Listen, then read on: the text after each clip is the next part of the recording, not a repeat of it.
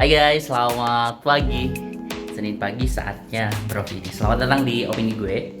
Opini kali ini gue bakal bahas satu hal yang kayaknya ini akan sangat relate sekali gitu ya dengan dunia kita dunia bekerja, yaitu terkait hustle culture. Kita bahas di opini gue kali ini.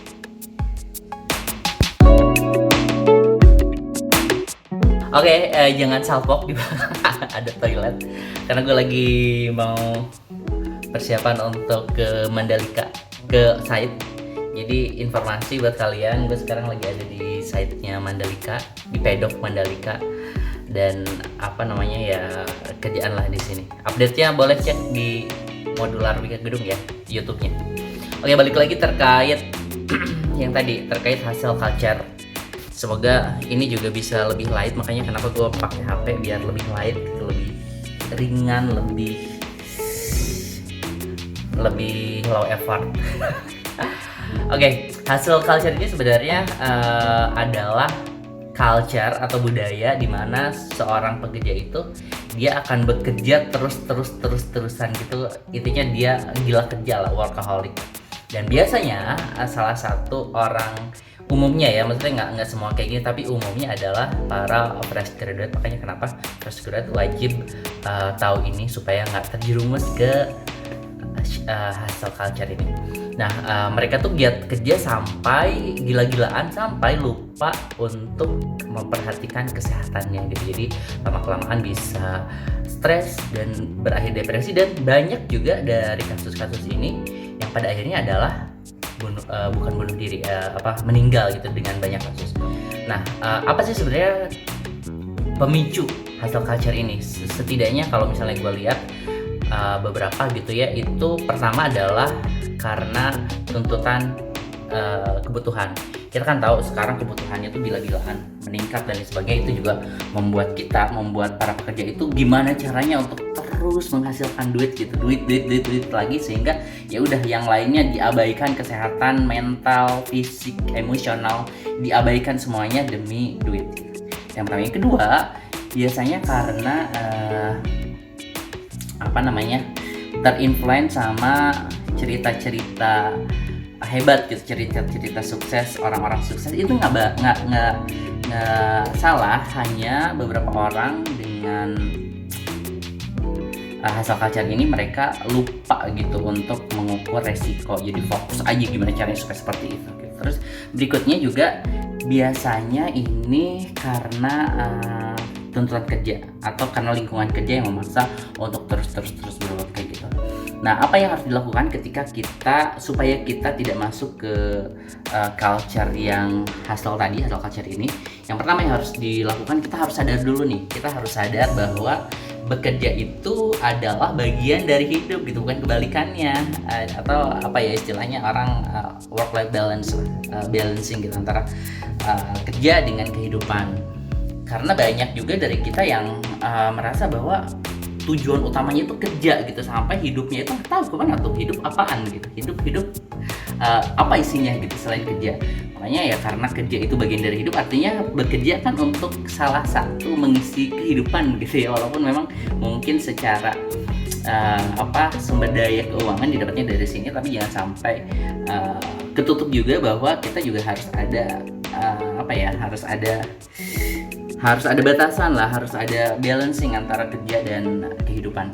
Dan untuk kerja juga sebenarnya kan kalau lotnya banyak itu bisa kita siasatin dengan atur waktu atau dengan upgrade skill dan sebagainya.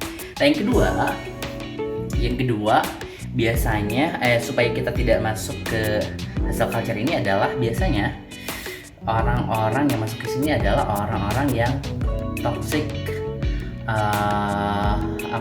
positivity.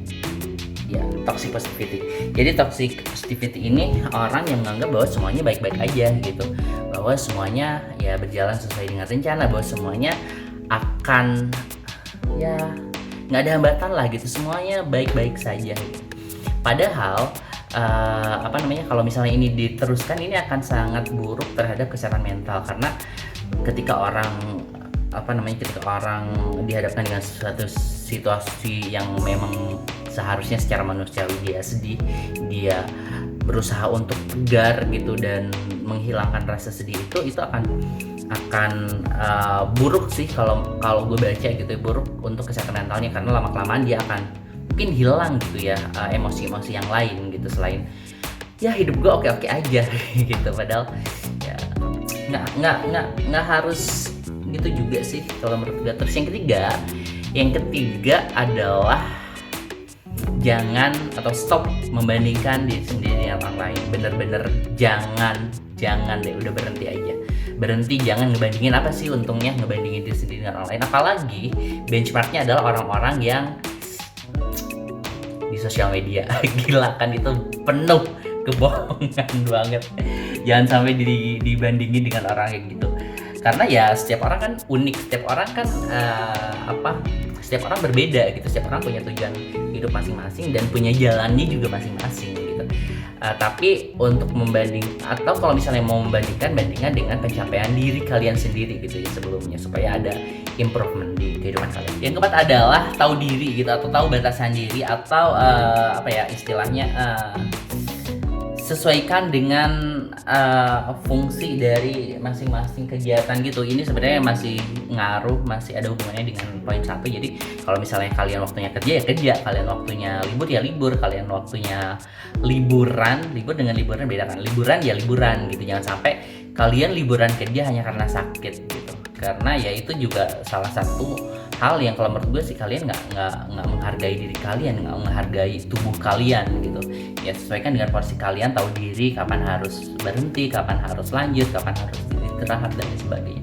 Yang terakhir, yang paling mungkin sekarang banyak orang aware terkait ini adalah terkait kesehatan. Karena banyak banyak orang-orang yang terjerumus ya, jahat banget, masuk ke lingkungan ini adalah mengabaikan kesehatan gitu. Padahal kesehatan secara fisik, secara batin, secara mental, secara emosional itu penting banget gitu. Apalagi sekarang kan di masa pandemi orang udah mulai aware, udah mulai aduh gimana ya supaya gue tetap sehat gitu, karena ternyata sakit juga sebenarnya mungkin takut mati kali atau gimana, mati ya apalagi gitu kan. Ya udah itu aja sih ngobrol people. Gue pikir hal-hal yang harus kalian tahu, terutama kalian fresh graduate. Jangan sampai keenakan kerja terus lupa bahwa kalian juga punya kehidupan. Memang ada banyak target yang mungkin akan kalian capai, mungkin harus kalian capai, tapi paling enggak perhatikan hal-hal lain supaya hidup tetap balance. Dan yang paling penting adalah kalaupun misalnya kalian terjebak atau kalian mau masuk ke hustle culture ini, upayakan bahwa hasilnya akan worth it gitu. Jangan sampai kalian terus kerja kayak gitu tapi hasilnya nggak ada. Jangan deh. Oke, kalau kalian punya pandangan lain, punya opini lain, atau punya pengalaman menarik seputar hustle culture ini, boleh dikomenin di kolom komentar ya. Buat teman-teman yang lain juga, buat ngobrol people yang lain mungkin akan dapat insight baru, atau diskusi aja di topik, diskusikan aja topik ini di bawah. Oke, udah gue pikir itu aja. Aduh, backgroundnya ngerman. Gue pikir itu aja. Jadi ini gue mau berangkat ke tempat kerja. Berangkat ke tempat kerja. Gue lagi di project sekarang. Ini udah mau jam 8. Jadi itu doang. Gue pikir nggak mikir gue kayak gini. Itu aja ngobrol people opini gue kali ini terkait hustle culture. Opini yang lain mungkin akan gue bahas, terutama sebenarnya di milenial ini lebih ke hustle culture atau paksaan dari perusahaan atau paksaan dari sistem satu instansi gitu. Kita akan bahas ini juga mungkin di opini berikutnya. Have a nice day guys, have a nice day ngobrol people, bye.